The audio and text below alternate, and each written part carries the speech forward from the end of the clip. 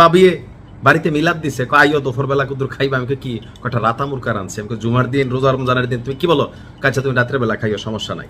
আর কেন ভাবি রাতা কুরবানি দিছে? ভাবির বক্তব্য হচ্ছে দুবাইরে যদি ইরান বাটাম দিতে পারে তাহলে ভাবি রাতা মুরকা জব দেবে। এখন এরকম ভাবির মতন মতাদর্শে কারা কারা আছেন? এখন কেন ভাবি দুবাইয়ের প্রতি ক্ষিপ্ত মুসলিমদের বয়ে?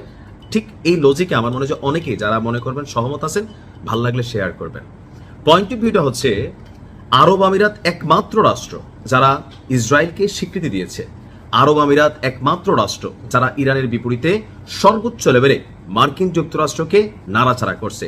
আরব আমিরাত একমাত্র রাষ্ট্র যেখানে পশ্চিমা শক্তিগুলো মার্কিন যুক্তরাষ্ট্র, যুক্তরাজ্য, অস্ট্রেলিয়া, ফ্রান্স, জার্মানি এই দেশগুলোর সামরিক বেস, নেভাল ঘাঁটি এই দেশটার মধ্যে আছে।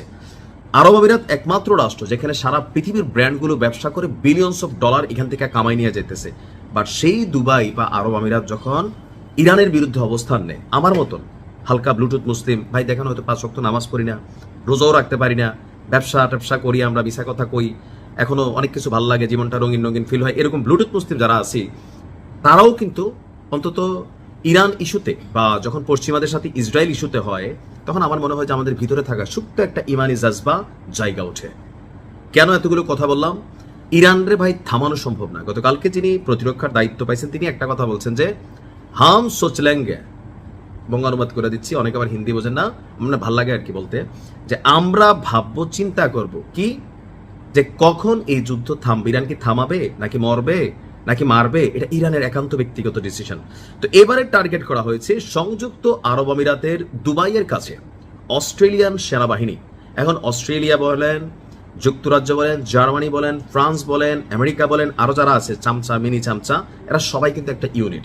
তো এই ইউনিটগুলো থেকে আমেরিকা বিকল্প ধরনের অভিযান চালাইতে পারে, কারণ অনেকগুলো দেশ এই যুদ্ধে নিজেরাই সম্পৃক্ত হওয়ার চেষ্টা করছে, এর মধ্যে অস্ট্রেলিয়া একজন।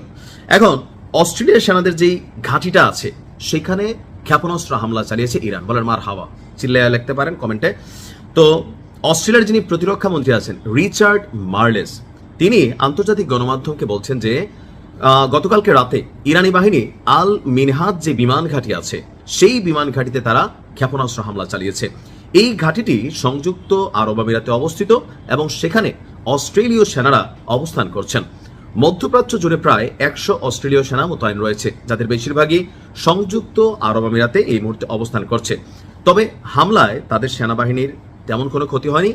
আর এখানে টুকিটাকি যে সামরিক বেস আছে, রানওয়ে আছে বা এগুলোতে সামান্য ক্ষতিগ্রস্ত হয়েছে। অন্যদিকে ইরানের সীমান্তের কাছে ইরাকের কুর্দি অঞ্চলের রাজধানী এরবিলেও অভিযান চালিয়েছে ইসরায়েল। অর্থাৎ ইসরায়েলও টেকনিক্যালি একের পর এক হামলা চালাচ্ছে ইরানের আশপাশে। যেই থাকে না যে ধরেন একটা ফল গাছ লাগাইলাম, এটা আশেপাশে ছোট ছোট কয়েকটা গাছ থাকে এটাকে সাপোর্টিং দেওয়ার জন্য, তো ওইরকম যে জায়গাগুলো আছে ওইগুলোকে টার্গেট করছে।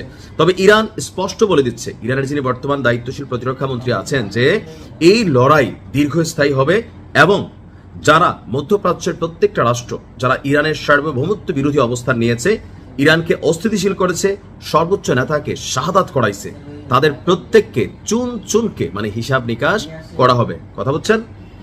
তো যাই হোক, আমার মনে হয় যে ইরানের একটু আবার এদিকে ধরেন অস্ট্রেলিয়া প্রকাশ্যে কিন্তু এখনো ঘোষণা দেয় নাই, বাট তলে তলে খেলতেছে।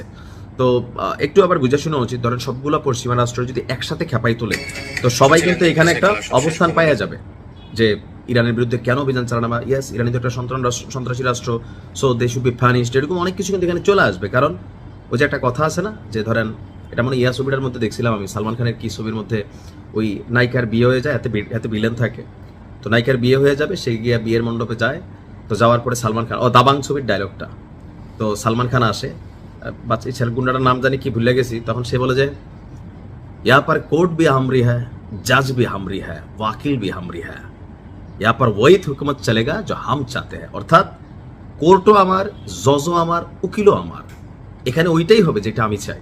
ঠিক আছে?